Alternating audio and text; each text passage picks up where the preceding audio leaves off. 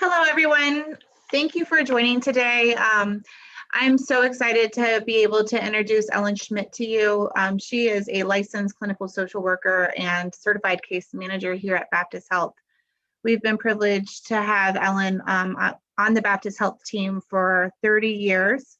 She's served on the Baptist Jacksonville Ethics Committee for over 25 years, and she has a passion for advanced care planning. This is rooted in her lengthy experience as a medical social worker, where she's assisted patients and their families in addressing medical decision making. I think this fits right in with addressing needs for cancer survivors. All patients should have the knowledge of advanced care planning, and we're really excited to have you here today, Ellen, for our Life After Cancer patient education series. A few housekeeping items before Ellen gets started. All questions will be reserved to the end of the meeting. There's a question and answers box that you can type in your questions, and myself as the host will facilitate those questions with Ellen at the end of our discussion today. Ellen, if you'd like to take over from here, we're really excited to have you. Thank you. Thank you. Thank you for that lovely introduction. I appreciate being invited here to talk about advanced care planning. As you said, it's near and dear to my heart, and I like to share information about advanced care planning whenever I can. So you may be thinking, what is an advanced care planning consultant? So what do I do? What do I do all day when I'm not doing presentations like this? Part of my job is to help develop the strategic plan for the health system around advanced care planning, to help introduce the concepts of advanced care planning to patients throughout the health system.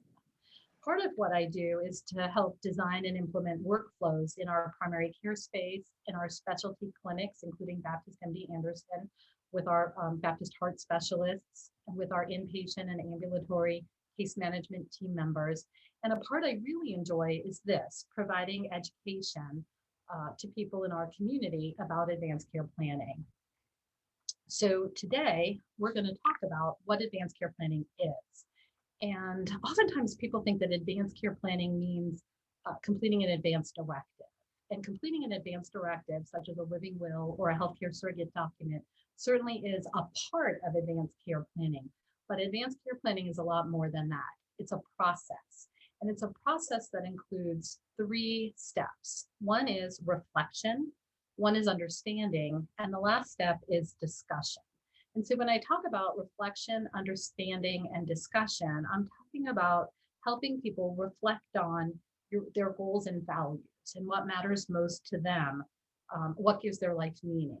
And then having reflected on that, helping people understand what possible future healthcare choices they may be asked to make for themselves so that they can think about what the choices would be given the reflection that they did on their goals and values. And then finally, it's discussion. It's discussion about the choices that you believe you would make with the people who matter most to you and people who might possibly need to make those decisions on your behalf if there was ever a time that you became unable to speak for yourself. And Heather mentioned that I have many years of experience working in the intensive care unit. And so when I share this slide with you and talk about advanced care planning as being a gift to loved ones, I talk about it from both personal experience and from my professional experience. Oftentimes when I worked in the intensive care unit here on the Baptist Jacksonville campus, I would find patients and families who'd never had an advanced care planning discussion. And family members were often placed in a position of having to make healthcare choices on behalf of the person that they loved without having any context for what the person might have chosen if they were able to make their own decisions. And I often found that when families had that type of conversation prior to their loved one becoming ill, they had more peace in their hearts about the choices they were making. And so I think it's important to share this information so that we can prepare as many people as possible to have conversations about what matters most to them with regard to their healthcare choices, so that they and their families are prepared should they need to make these decisions in the future. When you're thinking about advanced care planning, there's several different things that you're going to want to consider. One of them is, who would you choose to make healthcare decisions for you if you became unable to do that for yourself? In Florida, the person who has that role is called your healthcare surrogate. A surrogate is someone you choose to make these decisions in the event you become unable. But in order to empower that person to be successful, it's important to discuss and decide on your goals of care in the event of an unexpected event or a serious illness. And then finally, it's important to think about any contextual considerations, personal, cultural, spiritual beliefs that might influence the decisions that you were making, so that as you begin to think about creating advanced directive documents, such as the living will or the designation of a healthcare surrogate, you have had the time to consider what matters most to you and are prepared to complete the documents. So, when you're thinking about choosing a healthcare surrogate, it's important to understand what the responsibilities of the surrogate are, so you know what you're empowering the person to do on your behalf. When we think about their responsibilities, you'll see them listed here. They have to do with making choices, all sorts of choices about your healthcare. But when we educate a healthcare surrogate about the role, we focus on something we call substituted judgment. Substituted judgment means that the person is making the decision they believe you would have made if you were able. And they'll do that based on these conversations that you've had with them and the information that you shared about your reflection, understanding, and the decisions that you made about your healthcare choices. So we ask the surrogate to focus on substituted judgment. I imagine, as we've been talking, that you have been thinking about a particular person, or maybe a couple of people came to mind. So I want you to think about why you may have selected this person. What was it about the person that drew you to them when you thought about this role? And so I ask you to think about whether you'd be comfortable asking the person if he or she is willing to serve you as a healthcare surrogate. You want to also explore if you've talked to the person enough that they understand your goals, preferences, and values. And is the person you're thinking about someone who can follow and honor your preferences, even if those aren't the choices that they might have made for themselves? And then finally, is this a person who can make decisions in a difficult or an emotional situation? And when I think about all of this information, I often reflect on my mother and her sister. And I'll just tell you a little quick story, which is that my mother is 9 years younger than her sister. And when their own mother was ill and they were asked to make healthcare decisions for her, they were doing it in a vacuum, kind of like what I described about the patients who I worked with in the intensive care unit who'd never had the benefit of having a conversation. My mother and her sister had never really talked to their mother about what choices she would make in the event she became unable to make them herself.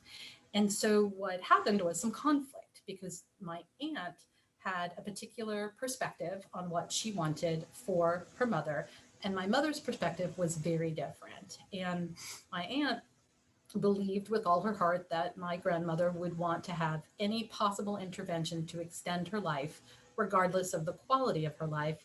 And my mother believed that my grandmother would not want that, and that she would want to be kept comfortable and to be allowed to experience a peaceful death. And what was interesting about their experience, as difficult as it was it allowed them to have conversation with each other about what their own wishes were. And you could see that each of them were coming at this question from a different perspective, and each perspective was valid.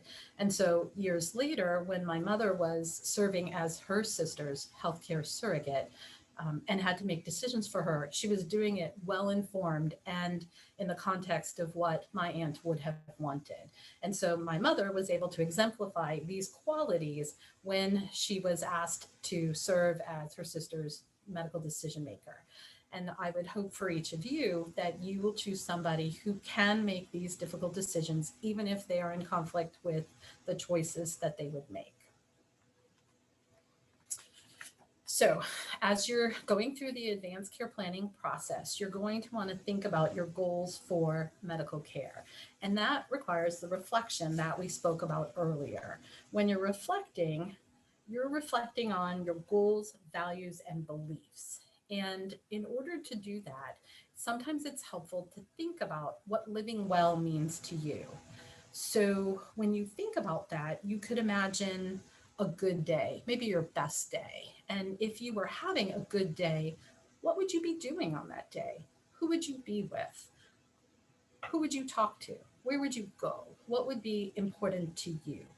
Um, and as you think about that, and if you take the opportunity to discuss that with somebody who could serve as an advanced care planning facilitator, will help you explore what living well means to you in the context of possible future medical decision making. And it can help draw out from you, when you think about this, what matters most to you. Another exercise that we do when we try to help somebody think about their goals and values with regard to healthcare decisions is we use the imagine this scenario.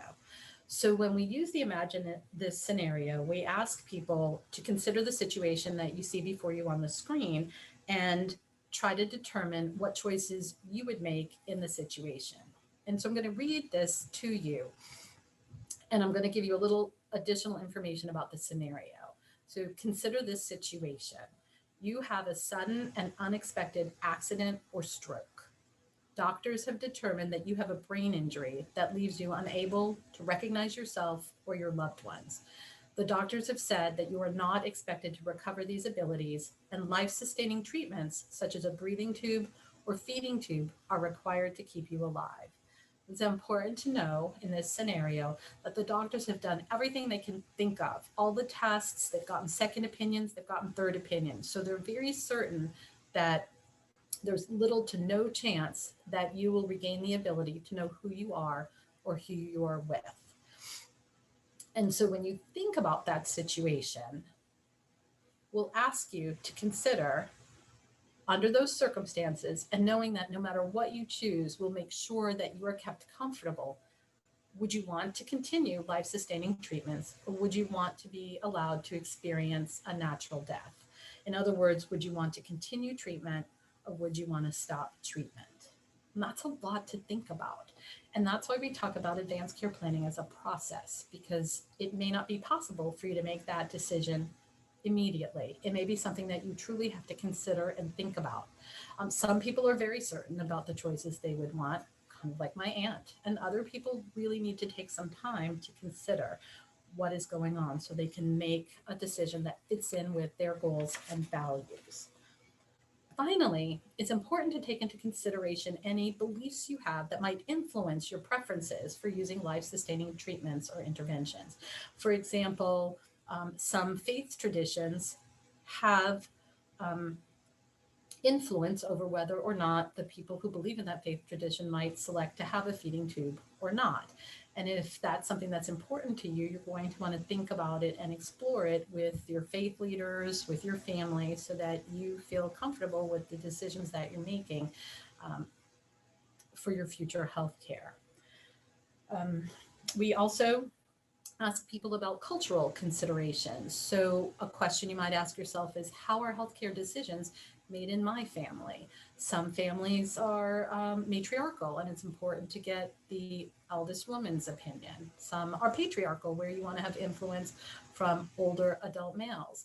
Some are value independence and make decisions really without consulting with other people. And so we ask you to draw on your own traditions so that as you're making decisions, you feel confident that you're making decisions that fit in with your personal goals and values.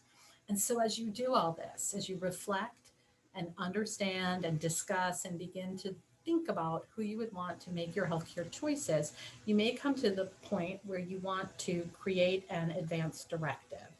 And if that is the case, then you would want to talk with your healthcare surrogate to make sure that that person is interested and willing to serve. In fact, I think I might tell you a story about an experience I had with a patient. I worked with a patient recently who changed a little bit of the way that I practice, and I'll tell you what I mean by that. Years ago, I would not have thought much about having a person complete an advance directive and select a healthcare surrogate after having a conversation, but without including the surrogate.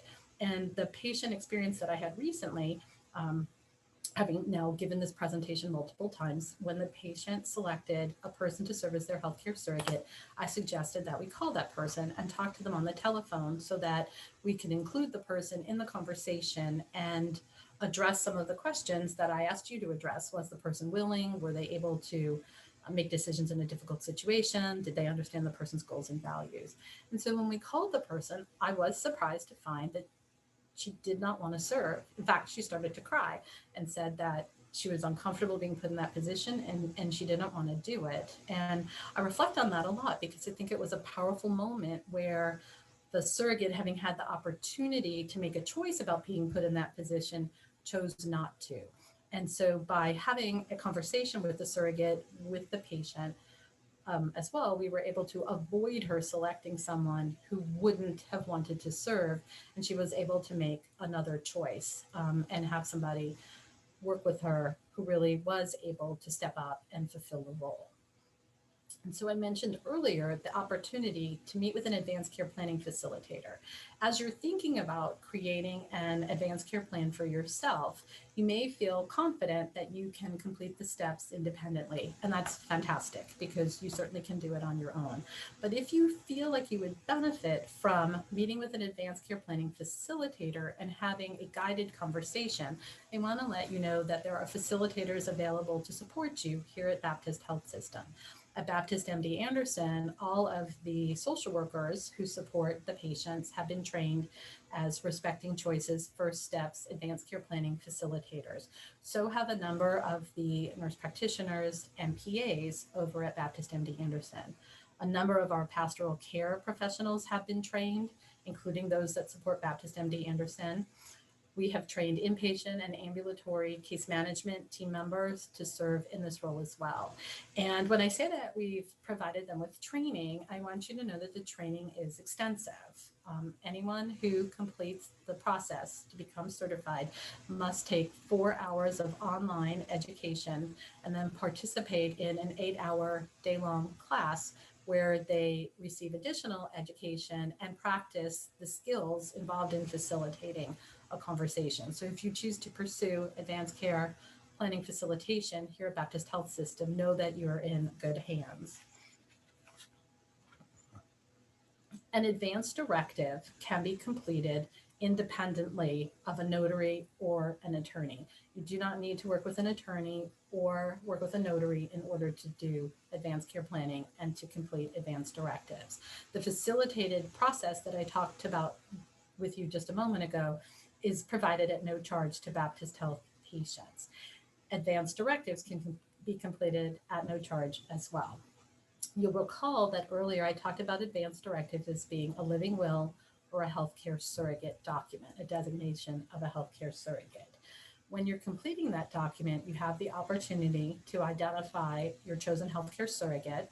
You can designate an alternate in case your chosen surrogate is unable or becomes unwilling to act. You can outline your wishes for your end-of-life care if you were to have a terminal illness, an end-stage condition, or be in a persistent vegetative state. You can talk about the care you would want and the care that you would not want. You have the opportunity to add additional instructions in case there's more information that you want to share than the traditional forms allow. And when you finish completing the document, you sign the document and date it, and it must be witnessed by 2 people. It's important to know that one of the persons who signs your document cannot be the person that you selected as your surrogate. So for example, if you selected your best friend as your primary surrogate and your sister as your alternative surrogate, you cannot have either of them witness your document. And at least one person can't be a blood relative or a spouse. So you can get friends to help you witness the document. If you're doing a document while you're at the health system, we can help you act as a witness to your signature on the document. And then you need to think about what to do with your completed document. When you have completed an advanced directive, it's important to give copies to everyone. You'll see this list is extensive. Definitely want your surrogate and your alternate to have a copy. You'll want your primary care physician to have a copy of the document. And if you come to the hospital or go to a facility for healthcare, it's important for them to have a copy of the document as well. You'll want to keep a copy where it's relatively available to you at home. So no safety deposit boxes. Keep it at your house in case you need to have access to it. Now,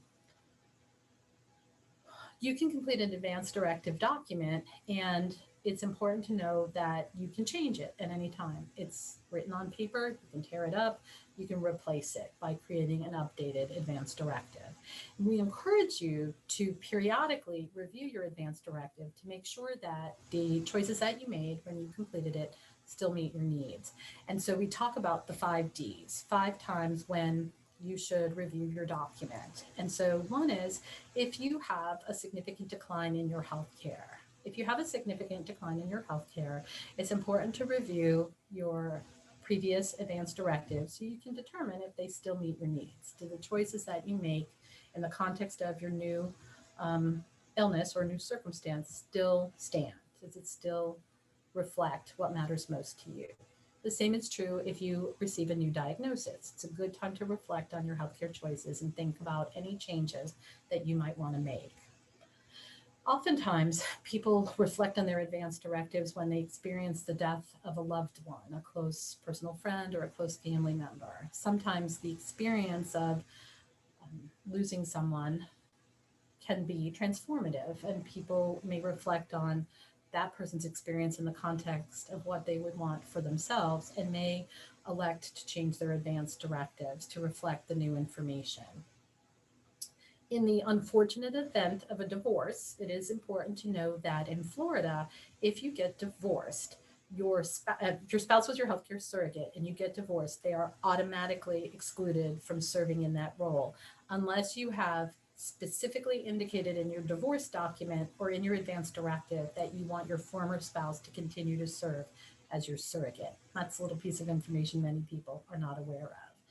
And then finally, we talk about reviewing your documents every decade, or I like to say every half decade, every 5 years or so, you should review your documents because as you age and grow and change, your values may change, what matters most to you may change, and those things that we talked about during the exercises about what living well means to you and the what if, the imagine if scenario may change. And so reflecting on that and reviewing your documents is an important step. So I do want to give some credit to our colleagues at Honoring Choices Florida. Honoring Choices Florida helped prepare this presentation with me. And Honoring Choices Florida is a community-wide initiative that was facilitated by Community Hospice and Palliative Care about 8 years ago in partnership with all of the health care providers that you see listed here. And I think one of the things that's interesting about that experience is if you were to complete an advance directive document at Baptist Health System and have an advanced care planning facilitated conversation with a trained facilitator and happen to meet someone who had had a similar experience at another health system, you'll find that we're using the same tools and the same documents and the same platform across the community so that we can bring to you a united message about the importance of advanced care planning and the importance of creating advanced directive documents that reflect your goals and values. If you have questions, Heather will let me know, but if you think of questions that you may have in the future after this presentation, I want you to have my phone number. It's shown here on the screen, 904-707-1990. That's my cell phone. You can call me anytime, and I will be happy to address your questions and link you to an advanced care planning facilitator if you're interested in having a more personalized discussion about advanced care planning. Thank you. Thank you so much, Ellen. A question that came up during your discussion was centered around the concept of the divorce, but actually marriage. If you have an advanced care plan and you get married, is that null and void? And is your spouse automatically your healthcare surrogate? I love that question, Heather. That's a fantastic question. And the answer is no. If you have an advance directive that names someone as your healthcare surrogate and you get married, that person does not automatically, your spouse does not automatically become your surrogate, and your chosen surrogate does not get fired from the role. But the reason why I love that question is because it offers me the opportunity to talk just briefly about what happens when you don't have an advance directive naming someone as your surrogate and you become unable to make your own healthcare choices. And so I'll reflect on that for just a minute, because many times people haven't completed this process and they don't have an advance directive. And so in Florida, there's a statute. It's called Healthcare Advance Directives, and it's statute number 765, my favorite statute. And it talks about what to do in the absence of a designation of a healthcare surrogate. So the first thing it asks us to do is look to see if the person has a legal guardian or a power of attorney document that names a healthcare surrogate. It's pretty uncommon for the patients that I work with to have a legal guardian. It comes up very rarely, but occasionally. And so sometimes the legal guardian may have the authority to make healthcare choices. So we check for that first. The next thing I mentioned was the power of attorney document. Heather, many people complete financial power of attorney documents and they believe that it includes the authority to make medical decisions, but that's extremely rare and it usually does not. And so if you do not have a legal guardian and your power of attorney document does not address medical decision-making, then the statute calls on us to go through a list of family members in an order of priority. And so the first person on the list is your spouse. And I think it's important to know that the statute doesn't say anything about the quality of your relationship with your spouse. So if you haven't designated a surrogate and you are legally married, even if you're living separately or have a terrible relationship, or that's not the person you would choose, they will be the person we go to first to make medical decisions for you. After your spouse, it's your adult child, or if you have more than one child, the majority of children who are reasonably available for consultation. Lots of people think it's the oldest child or the most local child, but really it's all of them together. And so we work hard to get all the children together and to have them collaborate and come to a consensus about decision-making for their parents. So spouse, adult, child, next is parent. So spouse, adult, child, parent. The statute doesn't say which parent, so it could be either your mother or your father if they're both still living. If both are still living, we do try to get them to collaborate, but the statute doesn't require it. Spouse, adult, child, parent, sibling. Sibling works similarly to children. We would look to your sibling, or if you have more than one sibling, the majority who are reasonably available for consultation. Sometimes we'll hear from family members who live locally and they say, oh, she lives in Arizona, but you know, Arizona, it's reasonably available for consultation. We email to people in the military deployed in other countries. We try to connect, we try to follow the statute. We try to connect as many other family members in that designated category as possible. So spouse, adult, child, parent, sibling, close relative. So the fifth category is a close relative, perhaps a cousin, an aunt, who's exhibited special care and concern for you and would be able to speak to your goals and values. And then the last category is a close personal friend. So a close personal friend actually has to sign an affidavit in the presence of a notary indicating that they have a relationship with you where they understand your goals and values. And then finally, for our patients who are friendless and without family, there's a part of the law that lets a licensed clinical social worker not employed by our health system make healthcare decisions for a patient. And that process involves an ethics committee meeting. Person has to be selected by the ethics committee. And we work closely with, Baptist Health works closely with UF Health and St. Vincent's to provide this service for each other. We support each other when we have patients who are friendless.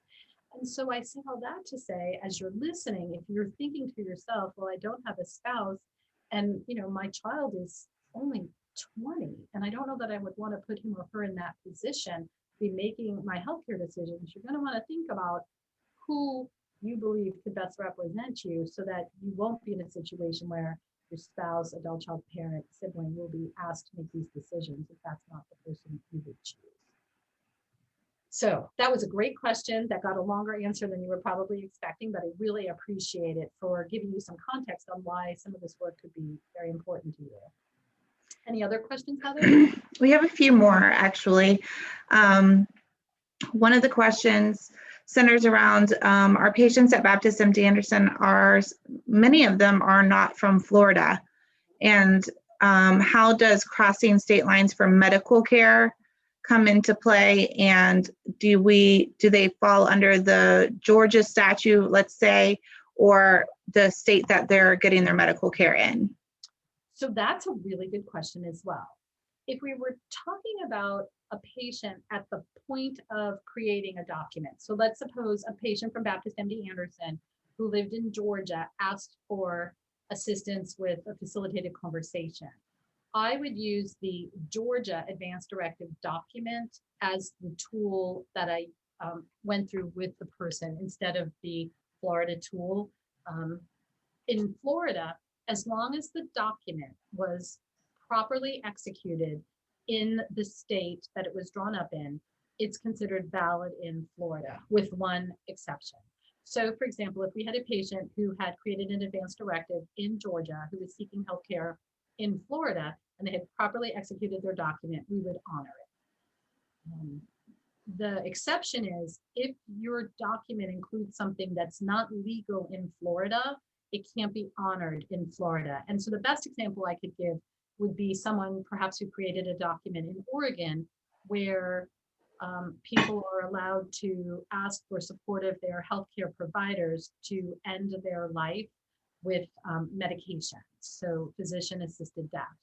And that is legal in Oregon. And so your advanced directive document in Oregon may say that that is something that you would want. But if you were receiving healthcare in Florida, we would not be able to honor that part of your request. We would honor whatever else in the document was legal in Florida. If some of the people who are listening to our presentation have access to the Baptist intranet, I do have a link in the clinical care, advanced care planning section of the website where the Georgia and Florida documents live. I haven't been asked about documents from other states, but it's relatively simple to search for this state's documents. If we had a patient maybe from Alabama, I would do the research to find their document and let them complete their document if they received care in both states. I hope that answered the question. If I left a part unanswered, just let me know and I'll go back to it. No, absolutely. And kind of following along the same theme, the next question is us providing care in a military town. If they're moving state to state, do the statutes change where the healthcare surrogate is not in that order that you mentioned, and in fact, dictated by the state? Yes, that is possible. I am not an expert on every state, but if somebody asks me a question about a particular state, then I would do the research to find the answer, and our legal department helps me. I can tell you that much of the training I had in advanced care planning took place in La Crosse, Wisconsin, where this advanced care planning process that we talked about was born about 27 or 28 years ago. And I learned something really interesting when I was in La Crosse, Wisconsin, which is that if you do not have a designated healthcare surrogate, if you haven't chosen one to speak for yourself, they don't do anything like I just described to you about spouse, adult, child, parent, sibling. They require someone to become your legal guardian, and you have to somebody go to court and be appointed as your legal guardian. So in the absence of a healthcare surrogate in La Crosse, Wisconsin, or in the whole state of Wisconsin, it's a complicated process that involves getting a guardian. So every state is different. Okay, perfect. And is there, the last question, I believe, unless if one comes up, is there a document that can help guide these conversations with potential healthcare surrogates? Yes, there's several documents, actually. That's a good question as well. So I mentioned just a little while ago, as I was wrapping up the presentation, Honoring Choices Florida. Honoring Choices Florida has a robust website that includes fact sheets about a lot of different things. Fact sheets about dialysis, about ventilation, about tube feedings, about CPR. One of the fact sheets is a summary of the role of a healthcare surrogate. And when I'm working with a patient or a family who's considering engaging in advanced care planning, I often prepare them a packet that includes the Honoring Choices Florida booklet. The booklet itself has a lot of great tips on how to complete the document and it's informative. And then I usually include with that an overview of what advanced care planning is and that summary document about serving as a healthcare surrogate. And I find that's a nice, excuse me, a nice tool for someone to take away and review.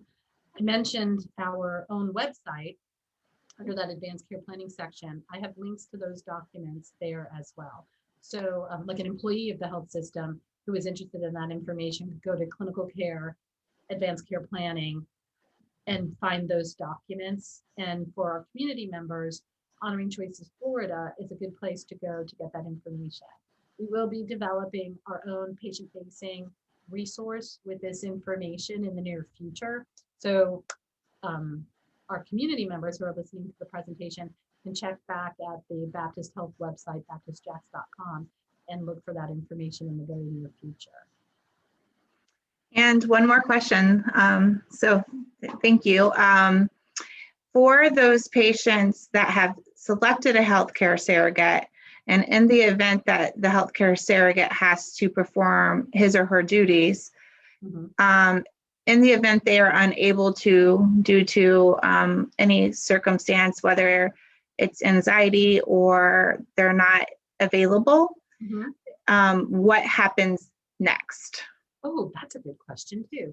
So if there's a scenario where a patient has selected a surrogate and the surrogate cannot serve, and the patient has picked an alternate, we would move to the alternate. Sometimes it's not quite as simple as that because a determination has to be made about why is the surrogate not serving. If the surrogate chooses not to, that's very clear. A person can choose not to even after someone has selected them.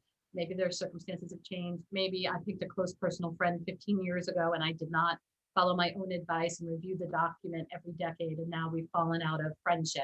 And the person doesn't feel like they know my goals and values any longer and may not want to serve. In that case, they can refuse. If I've made, sometimes we say defer instead of refuse, it sounds a little kinder. The person can defer the decision-making role. And if they've selected an alternative, we would go to the alternate decision maker. If they haven't, then we go back to that proxy list, spouse, adult child, parent, sibling, and so on, until we find somebody who is agreeable to serving. Because of course, when I listed that, the list in order of priority, if I were to reach out to someone's spouse and they did not want to make the decision, they can defer. What's interesting about deferring is you can defer, but you cannot defer and select. So for example, Heather, you mentioned, what if the person had some anxiety? So suppose you were dealing with a situation where I was too anxious to serve as the person's surrogate. I was feeling overwhelmed. I was too upset. And I said, I really don't want to make these choices. I think that Ellen's sister-in-law should make the choices. You can't do that. You can choose to do it or you can choose not to. And we would move to the next person in the order of priority. So sometimes when I have somebody in that circumstance who is the appropriate person by the statute, who is caring and engaged, but doesn't want to actually make the decisions, excuse me, I suggest to them that if they had somebody they wanted to do it in their place, is to include that person in the conversations with the providers, let that person become informed and partner with the intended surrogate so that that person can help guide them, but they still are allowed to make the decisions. Because otherwise, in that situation, you might be jumping from a spouse who felt too anxious to do it, who wanted to confer or give the responsibility to a sister-in-law, to wind up with the children, or if there are no children, parents. And so if you want to have control over that and you're too anxious to do it yourself, first, I would encourage you to partner with somebody who you trust to help you make healthcare decisions and who can help you receive the information and process it. And if that doesn't work for that person, then allow them to defer. There's no shame in that if the person truly feels unprepared. All right, next question. You're doing so good with these questions, Ellen. Thank you so much. If there is an estranged family member that would be designated by proxy, is there a way to defer so they cannot be selected in that process? That's an interesting question too. I would love to know who's asking these brilliant questions. This is interesting. So when you're going through the proxy and you have somebody who's estranged, Sometimes the art is in how you ask the question. And so if I was talking to an estranged spouse and I knew that they were estranged because everybody else in the family told me they'd been living apart and they were not friendly and they weren't supporting each other, then we would start by explaining that by virtue of the statute, they have this role, but that they are invited to defer to allow, in the case of a spouse, the children to come together and make a decision. And oftentimes that works, that the person learns that they have the right to make the decision, but they do the honorable thing and step aside for the next person in line. For somebody in the category of close relative or close personal friend, the close relative has to sign a statement required by the statute, sign a statement that says they've exhibited special care and concern for the person. And as I said earlier, the person as a close personal friend has to actually sign an affidavit where they swear an oath in front of a notary. And sometimes giving them that information that they would literally have to sign their name or swear an oath if they don't have the type of relationship that they feel that they can sign that statement, that often dissuades them from doing it. So did that answer the question? I think so. I really do. Thank you so much. I know that those questions were really targeted and I think they were really helpful to engage. But at any rate, this whole presentation is so valuable and it will be available on the Baptist MD Anderson website in the near future. So I hope you don't mind that your number will be there listed. I don't mind. But I think it's something that all patients, not only cancer survivors, but all healthcare consumers should hear about and have that preparation should they want to.